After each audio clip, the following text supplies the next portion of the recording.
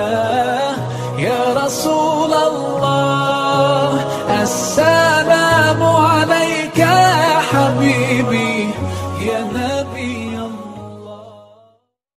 آپ جانتے ہیں کہ مدینے میں یہودیوں کا ایک خاصا نیٹ ورک تھا، ان کے علماء بیٹھے ہوئے تھے اور ان کے نذرانوں کا کاروبار چلتا تھا۔ اب جب لوگ راغب ہونے لگے وہ پریشان ہو گئے کہیں ہمارے نذرانے ختم نہ ہو جائیں۔ ان کے علماء باہم جڑے مل بیٹھے، اب کیا کیا جائے؟ عبداللہ ابن سلام پڑھے لکھے شخص تھے یہودیوں میں سے، اور بات کرنے کا ڈھب اور سلیقہ بڑا تھا انہیں۔ کہا عبداللہ ابن سلام تم جاؤ اور جا کے اس شخص سے بات کرو، سوال کرو، اعتراض کرو، اگر جواب معقول ملے تو پھر ہم ماننے کے لیے سوچیں گے، ورنہ ڈٹ کے کہیں گے وہ تو ہمارے سوالوں کا جواب نہیں دے سکتا۔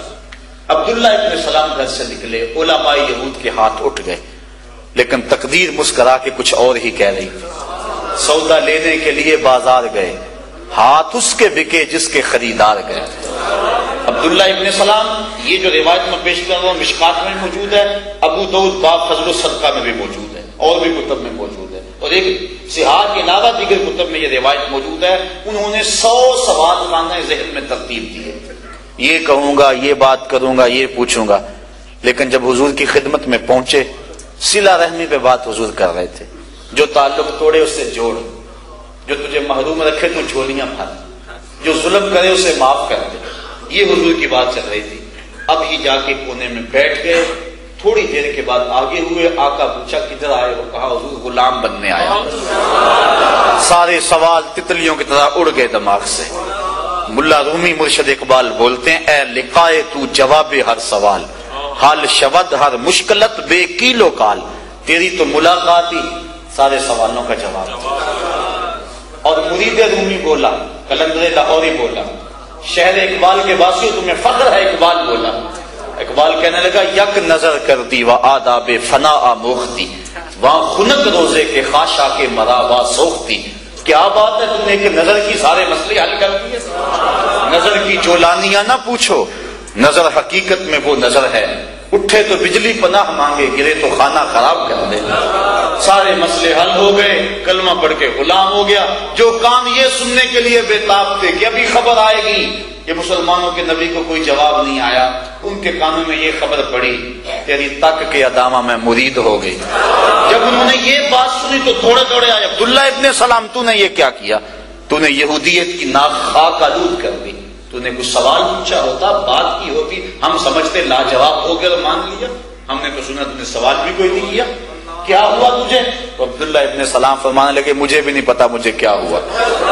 جب میں نے اس پیارے محبوب کو دیکھا اور ان کے جمال جہاں آرا کی زیارت کی تو مجھے یقین ہو گیا کہ یہ چہرہ کسی جھوٹے کا تو نہیں ہو سکتا، ایسے چہرے تو سچوں کے ہوا کرتے ہیں۔ اب عبداللہ ابن سلام اسلام لے آئے، وہ اسلام لائے تو ابن یامین بھی ایمان لے آئے، وہ ایمان لائے تو ان کے ساتھ اور بھی اسد، اسید اور شعبہ کتنے لوگ تھے جو ایمان کی دولت سے مالا مال ہو گئے۔ اب کافی یہودی ایک ٹولی بن گئی جو ایمان والوں کی یہودیت سے ادھر آئی تھی۔ اب آپ جانتے ہیں کہ یہودیت کے اندر اونٹ کا گوشت نہیں کھایا جاتا، وہ کہتے ہیں یہ مکروہ ہے، اور دودھ بھی نہیں پیتے اونٹ کا، اسی طرح ہفتے کے دن کی وہ تعظیم کرتے ہیں۔ اب اسلام نے اونٹ کے گوشت کو واجب قرار نہیں دیا، طبیعت مانتی ہے، مزاج میں آتا ہے تو کھا لو، جو اباحت جن چیزوں میں ہوتی ہے وہاں پابندی نہیں ہوتی۔ سبزیاں ہیں، پھل ہیں، کتنے ہیں جو ہم نہیں کھاتے۔ ایک گھر میں ایک باپ کے بیٹے ایک ماں کی گود میں پلے ہوئے، طبیعتوں میں اختلاف ہے، شام کو بعض اوقات کھانا پکانے میں مسئلہ بن جاتا ہے، کیا پکائیں، یہ پکائیں تو یہ نہیں کھاتا، یہ پکائیں تو یہ نہیں کھاتا۔ اب نہ کوئی کھائے، شریعت قدغن نہیں لگاتی کہ تم ضرور کھاؤ، واجب نہیں ہے، جائز ہے۔ اونٹ کا گوشت اگر کوئی نہیں کھاتا، ہم میں سے کئی لوگ ہیں جنہوں نے چک کر بھی دیکھا ہوگا، اسلام پابند نہیں کرتا۔ اونٹ کا دودھ اگر کوئی نہیں پیتا تو کوئی بات نہیں، اسلام پابند نہیں کرتا۔ لیکن عبداللہ ابن سلام نے اس ذہن سے اونٹ کے گوشت کو قصدن ترک کیا کہ چونکہ اسلام میں واجب نہیں اور جس دین کو ہم چھوڑ کے آئے ہیں اس دین میں اس کا گوشت کھانا، دودھ پینا مکروہ تھا، لہذا ہم نے ضرور کھانا ہے۔ اس لیے انہوں نے اس نیت سے اونٹ کا گوشت کھانا ترک کیا۔ بلکہ ایک روایت میں ہے کہ انہوں نے حضور سے عرض بھی کی، حضور ہم 2 شریعتوں پر عمل کرنے کی طاقت رکھتے ہیں، ہم دین مصطفیٰ پہ بھی عمل کریں، دین موسیٰ پہ بھی عمل کریں، ہم طاقت رکھتے ہیں اس پر۔